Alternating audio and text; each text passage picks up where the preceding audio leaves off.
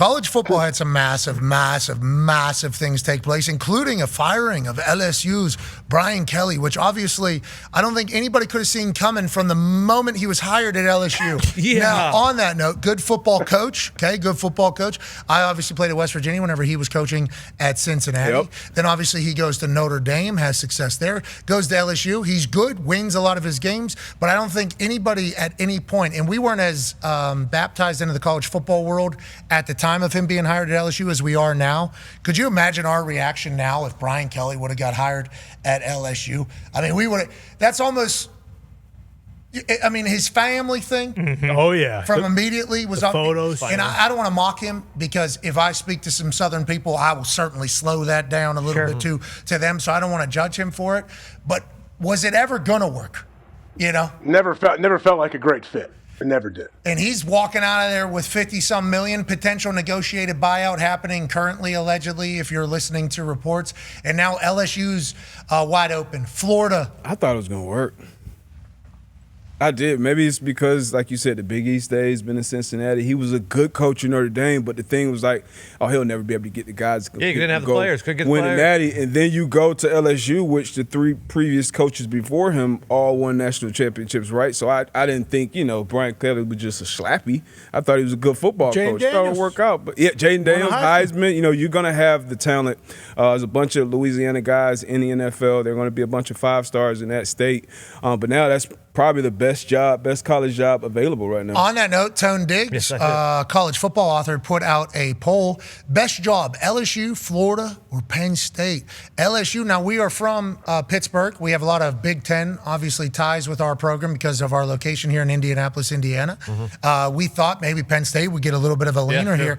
LSU is kind of what everybody's saying. Mm-hmm. LSU is saying, hey, this is an incredible job. 3 out of the last 4 coaches won national championships there at LSU with the amount of talent. Florida, obviously, the state of Florida, always going to be good. Penn State has all the resources in the world and a lot of history. Were you surprised that LSU won this poll on your Twitter account by the wide margin that it did? By the wide margin, yes. Was I surprised that they won? No. I thought it would be a little more closer, a little more 30% for everyone. But, just like D-Bud said, and you talk about the last 3 coaches who were there all win a national championship. They all talk about the recruiting base down there, and you don't have to, compete with those other Florida schools when you're at a school like Florida situation. Yes, Penn State probably has the most money, but when you put everything together, yeah, LSU is the spot. Yeah, obviously this is the storyline right now is the amount of buyouts, and then there's reports now. These are just the head coaches' buyouts, let alone all the assistant coaches and everything like that. What schools and teams and organizations are willing to do to try to win a national championship, especially with the amount of money that is being invested in these teams and in these programs, it's crazy times. The reason why Brian Kelly was fired is because Texas A&M went in there and absolutely crushed them. Yeah. Texas A&M might be best team in country. There's a few of those teams. So good. Vandy gets a huge win over Missouri. That is gigantic for their program. Obviously, all eyes were in Nashville on this Vanderbilt team. And Diego Pavia, Coach Clark Lee, and the boys showed up in a big way, get a huge win over Missouri with the eyes and the pressure of the world upon them. Now, they thought maybe, with Alabama a couple weeks back, they weren't able to beat them. Mm-hmm. This was going to be another game. They weren't going to be able to prove who they are. Diego Pavia and the boys get a huge win. Congrats to them. And then Ole Miss beats Oklahoma. I picked Oklahoma on game day, AJ, because Mateer was back and what we saw from them earlier in the year. And the Oklahoma defense is so damn good. Venable is the reason why he's the head coach at Oklahoma is because of how damn good his defense is. Then you add in the weather. It's like, well, you would think Oklahoma would be able to pound them here. Mm-hmm. Ole Miss wouldn't be able to handle it all. Instead, yeah, right, Ole Miss, huge win. Win it, Dad, is what they're calling the quarterback and the head coach of that team. Joining us now, ladies and gentlemen, obviously football coaching legend, Lane Kiffin. Yeah! Oh. I picked Oklahoma. That's 100% on me, Coach. I apologize for that. I should have known that you guys are exactly who you've said you are. Dogs willing to go into anywhere, any environment, and win. What did you learn from your team with this Oklahoma win, and how do you feel about where you guys sit at this moment of college football? Well, you helped motivate us, Pat, just so you know. There was a lot of talk on the bus about this pick of yours and everybody picking against us. SEC Nation, every single person picked against us. I don't know if anybody picked it. Laura Rutledge's daughter picked us. Is the only person that I heard pick Okay. We appreciate Laura Rutledge's daughter having a forecast of it all. But you do draw from that, I assume? You pull from that type of stuff with your team whenever you're motivating? And what did you see from your team in the win over Oklahoma? Well, those guys see that stuff, so I don't know how much that works. Trinidad mentioned it. He's like, because he thought, like, you and him were boys, because you FaceTime on the bus normally for games, like, a big game, like LSU you did. And then all of a sudden you jumped off and you picked Georgia. We lost to Georgia. And then that was strictly business. They told me all you did was talk about Oklahoma's quarterback, how great he was going to play. So, so thank you. Thank you for doing that. Whoa. I love Trinidad. I mean, I heard Winnidad for the first time. I love the name. Fire. I love everything about him, but I didn't know enough about him is what I think. And now Matir, I learned quickly about him, so that's 100% on me. Please tell Trinidad that I apologize for not knowing enough about his game. That's on me. That's on me. Yeah, guess who's hanging out right here? What's that? You can tell him yourself. Whoa. Winnidad? Hey, love you, man. I absolutely love you, dude. Hell yeah. Yeah, I'm part of the problem here, Winnidad. I just want to let you know, that's on me not having enough belief in you. I didn't understand the amount of dog that was in you, Trinidad. That's 100% on me. How do you feel, brother? And also, I love that you want to check me for this. It makes me like you even more in it all, Trinidad. Appreciate you, Pat. Feeling good after the win, man.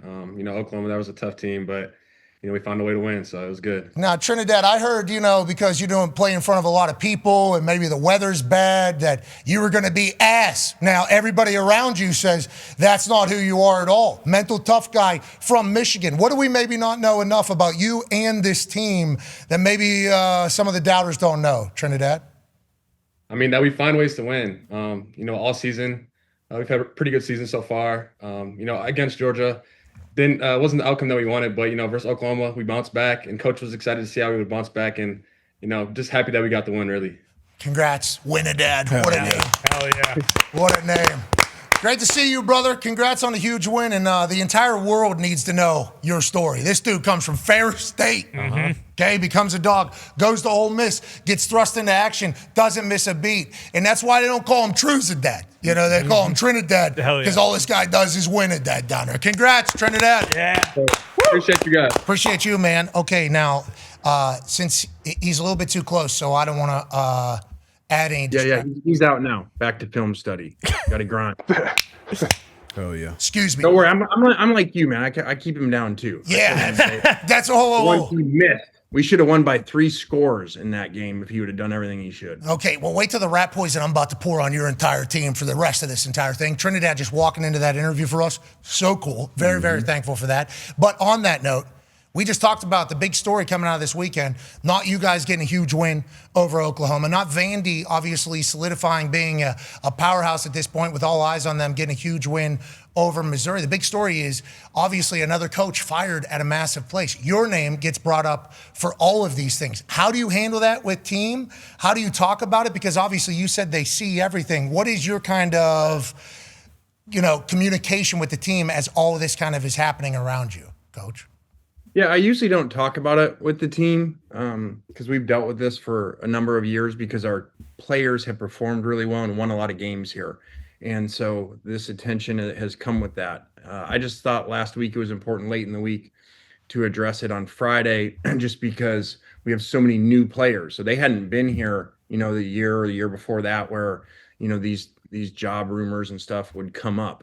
And so I just told them, hey, this is a product of how you guys play is why they see the way that you play. So then people are like, fans are like, we want that system. And they say coach, but really it's the system of the players and the assistant coaches and what a good job they do. So I just told them that's a compliment to them. And I think it's easier for them nowadays because remember, basically the same thing happens to them. They have a good game. What happens? Our freshman receiver has a good game Saturday night. He's got 3 calls from places telling him, hey, come here, we'll give you more money, pre-portaling, before the portal opens. That's what happens.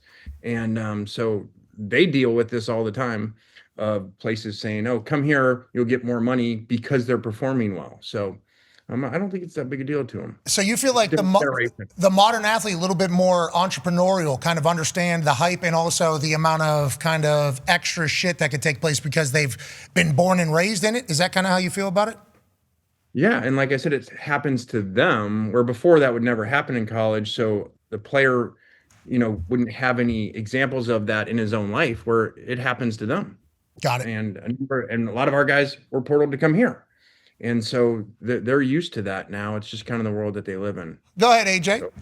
Yeah, Coach, I would imagine like behind the scenes, you're a product of your own success. Obviously, it's a big compliment to you and your team that everybody wants to bring you in your system. But I would imagine there are a lot of like parents that see these reports and call in and wonder what's going on with their kid on the roster. Also recruits. Like, do you have to work on behind the scenes stuff all the time when things like this come up? Probably not as much as you think, just because, like I said, it's happened before. So guys on our roster, parents, they're familiar with it. And so not as much as you think. And in recruiting, we just talk about the product that we put, the positions that we put them into play, and the success that we've had here.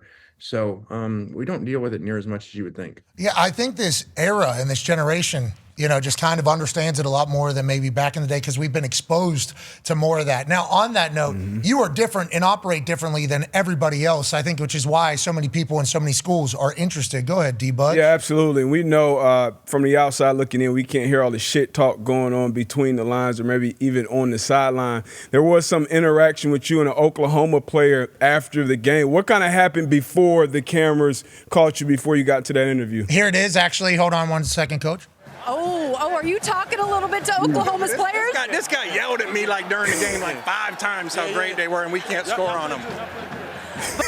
Yeah, I love that. Obviously, no other coach is doing that, Lane. So obviously incredible. What was that? How was that? How'd we get to that point? Well, that happens a lot, I think, with me and players and interaction and during the game, especially defensive players. A lot of times they'll say things to me in warmups. I don't know. Maybe they view me as different as other coaches. They kind of talk to me like they do a player. So I embrace it, probably because I give it to them sometimes too. And so he'd said a lot during the game, when he's on my sideline, look at me like, you ain't going to score all day, So I really wasn't trying to do it on camera. And interesting enough, I've had a number of players transfer over the years that said, hey, one of the reasons was we loved the way that you interacted with us on the other side during the game, and we wanted to play for a coach like that. So I think our players actually love it. That's hilarious. Yeah, listen, I talk shit to you. You immediately fired back.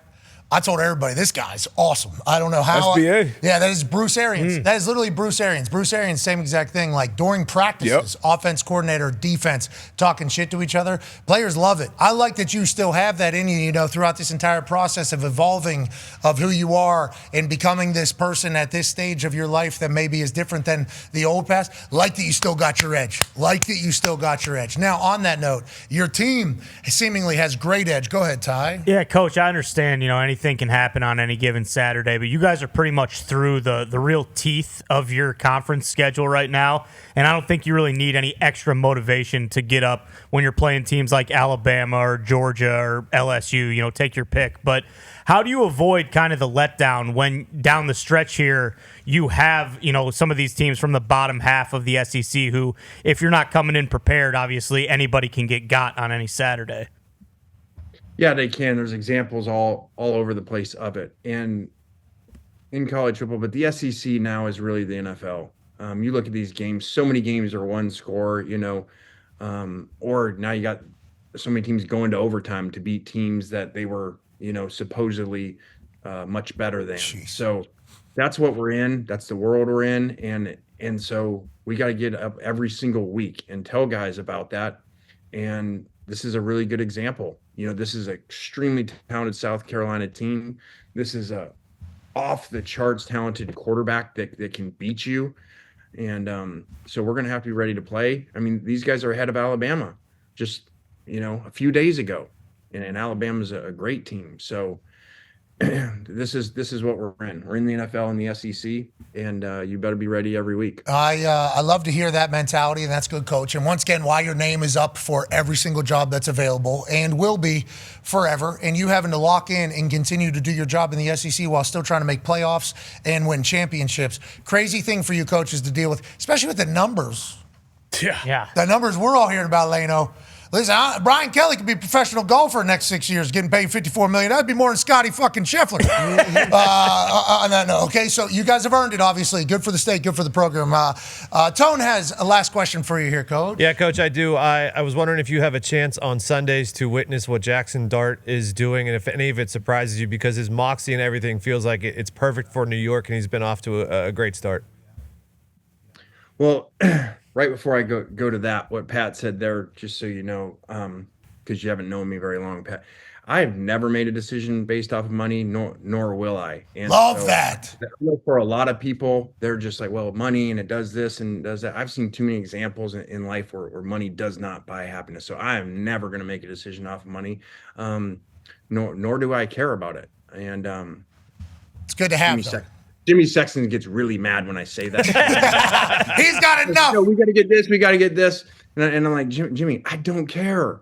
And he goes, I do. He said, that's why I'm here. Of course. That is why I'm here. But to the Jackson, he's awesome. He's my only other FaceTime guy. He FaceTimes me too, so most people just call. Pat and Jackson, they're big FaceTime guys. I want to see. Good to know. Jackson, after his big win 2 weeks ago, the next morning he FaceTimed me, and I was in the quarterback meeting, and he was in bed, and I said, this was really weird. I do not need FaceTimes from you, tell you get up and start moving around. So he's just such a cool kid, and he's so competitive, and everybody just feeds off it. So I'm just so happy to see, just like you would be as a dad. Like my own son just had 2 comebacks in 2 games.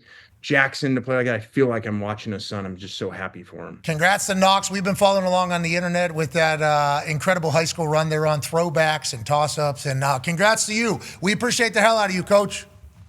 All right, guys, have a great week. And make sure you do not pick us this week, Pat, please. No, don't do that, because people continue to hate me. Lane Kiffin.